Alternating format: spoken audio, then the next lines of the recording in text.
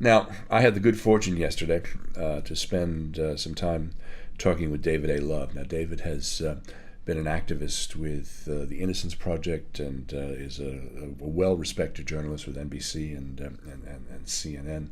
And our interview was this. Joining us now on the program is David A. Love. Now, David and I have known each other for quite some time. He's a journalist. He writes for NBC News' The Griot, CNN.com, Atlanta Black Star, and several others. And in the past, he's been associated with such wonderful groups as the Innocent Project. And David, I guess for me, this whole Donald Trump presidency run has been nothing short of historic, but I think for a lot of bad reasons in the African American community. I mean, he's had a bit of a checkered past all the way back to his initial, attempts in the 1970s when working for his dad to code applications from African Americans with the letter C for colored, as if to sort of say, there's no way we're going to let them in. How does somebody with this checkered a past overcome it in a way that's going to be acceptable in where we're headed looking for a presidential candidate? Well, well, Dennis, it's first I'd like to say it's good to be with you. The answer is that he cannot overcome it. As ridiculous, as atrocious as Donald Trump is this campaign season, it seems to me that this is the same old Donald Trump that we have known for years. The fact is that you had mentioned his checkered past in terms of not renting to African Americans. But it goes further than that. In 1989, he put out a full-page ad in the New York Times and the major New York daily newspapers calling for the death penalty for the Central Park Five. These were five young Black and Latino men who were accused of raping a white woman, a white jogger.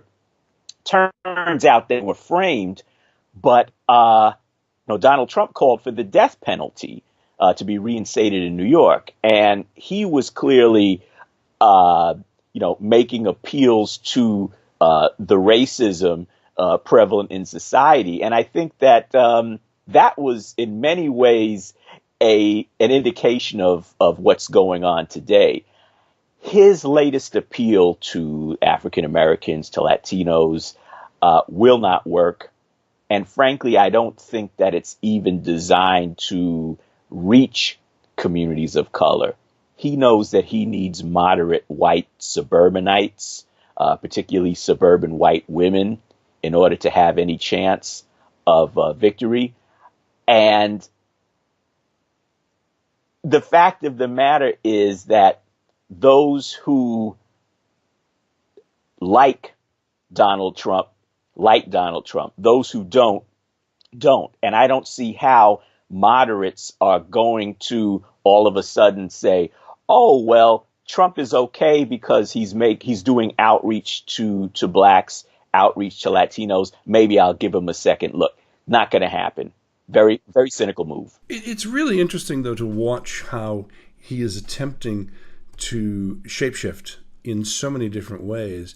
And there appears to be a broad swath of Republican voters who are just looking for the tiniest hint, even if it's only for a week before the election, that he will moderate himself enough to earn their vote. I mean, the big piece in USA Today, say that 5 times fast, in which they are profiling these predominantly white GOP counties. Today was in Wisconsin, where they're wanting to support the GOP candidate, but they're having a very hard time getting above 40 or 50% support in areas that have been 80% support. How much does his attitude towards race relations, for Black Lives Matters, for example, he's been incredibly disdainful and hostile. You go to one of his rallies, if you're a person of color, you run the risk of not just being shouted at, but being, physically assaulted. What does that mean to a person of color?